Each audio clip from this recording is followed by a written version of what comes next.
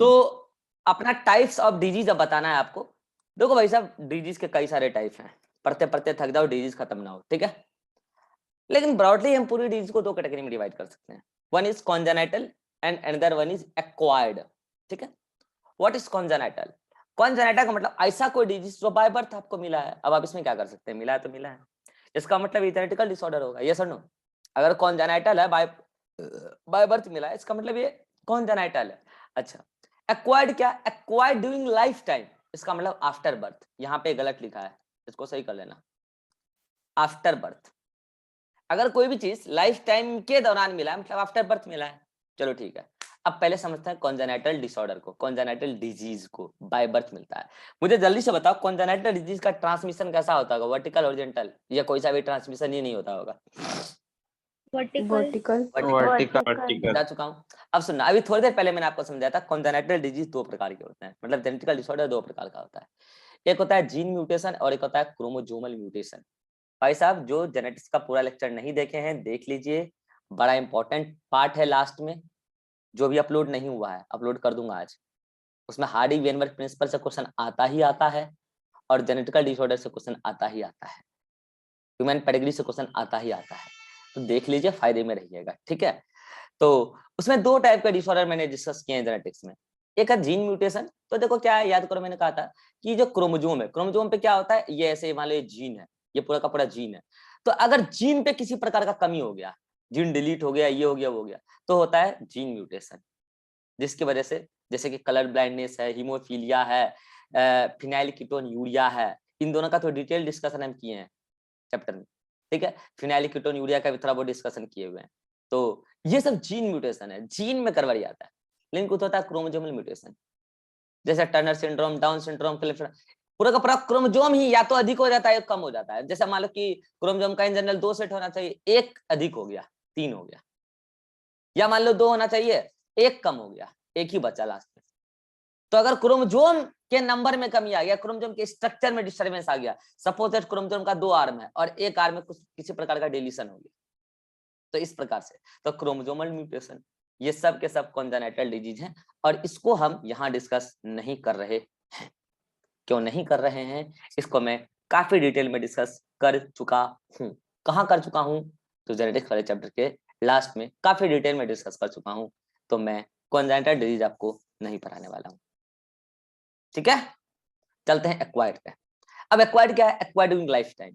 तो अब ये दो प्रकार का डिजीज होता है। एक ऐसा डिजीज आपको हो गया जो आपको हुआ तो आप दूसरे को भी दीजिएगा, that disease are called as infectious disease.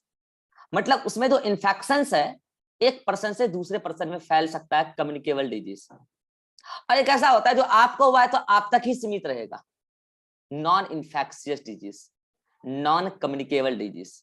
मुझे जल्दी से बता दो, कम्युनिकेबल डिजीज जो कम्युनिकेट हो रहा है एक पर्सन से दूसरे पर्सन, इसमें ट्रांसमिशन कैसा होता होगा, वर्टिकल या हॉरिजॉन्टल? हॉरिजॉन्टल, क्योंकि वर्टिकल तो किसका होता है, जेनेटिकल डिसऑर्डर का। और जैसा कि नॉन कम्युनिकेबल में नाम ही बता रहा है, नॉन कम्युनिकेबल, कम्युनिकेट नहीं होता है, इसमें किसी प्रकार का कोई ट्रांसमिशन नहीं। आइए अब आपको हम एग्जांपल बताते हैं।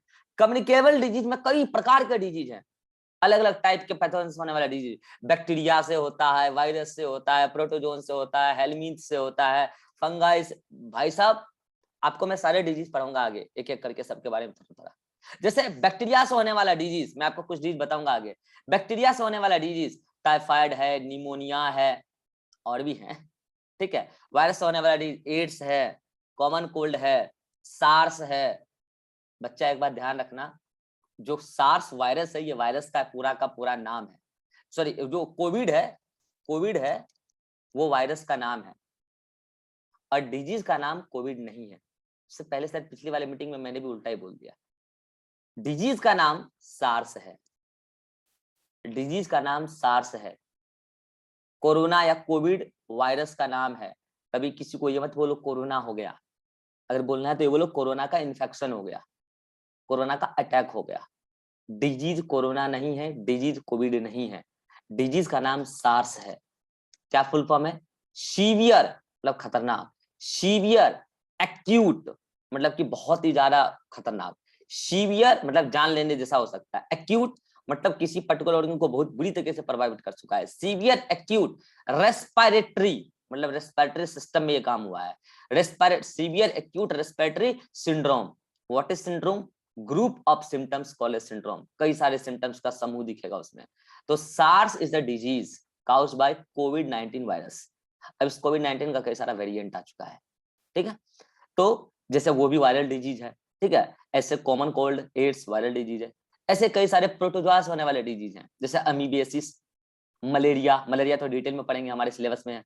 ऐसे ही हेलमिंथ से होने वाला डिजीज एस्केरियासिस, एलिफेंटियासिस, पहले ये सब सिलेबस में हुआ करता था डिटेल में, अब नहीं है।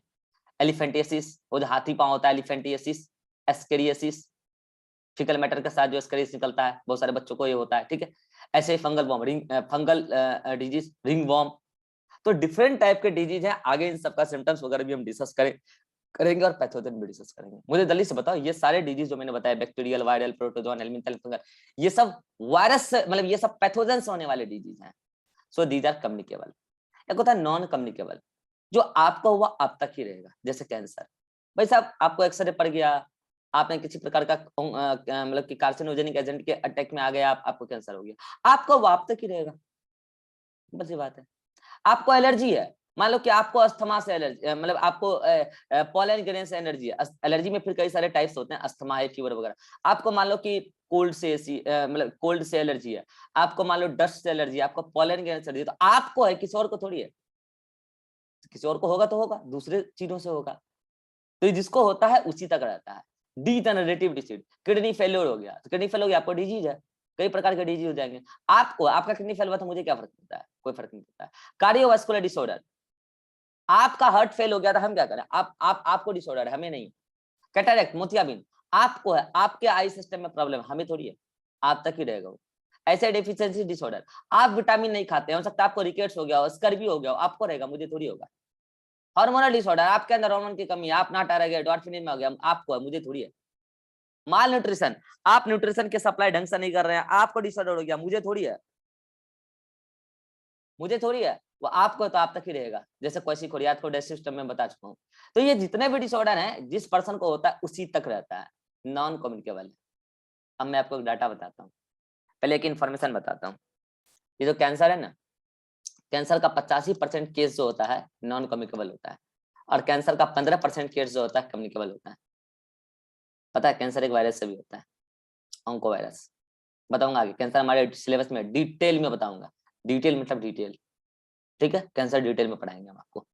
तो कैंसर में आपको मैं बताऊंगा कि 15% केस जो रिपोर्ट किए गए कैंसर के ऑन्को वायरस से होता है। और ऑन्को वायरस है, तो बताओ कम्युनिकेबल होगा कि नॉन कम्युनिकेबल होगा?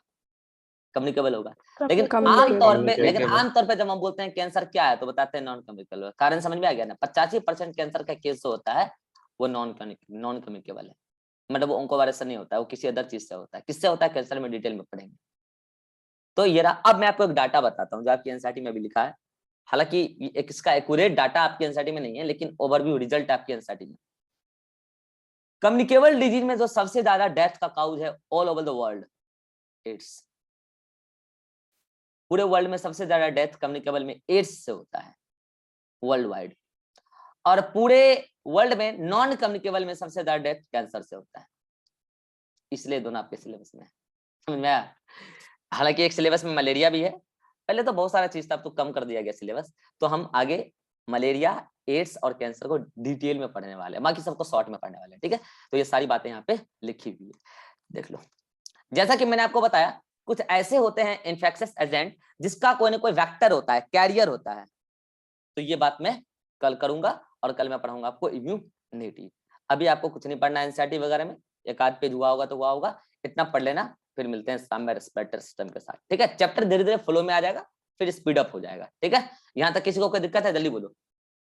अभिषेक, Rajeshwari, Riva, Srishti, Vivek? No sir. No sir. चलिए मिलते हैं इवनिंग में।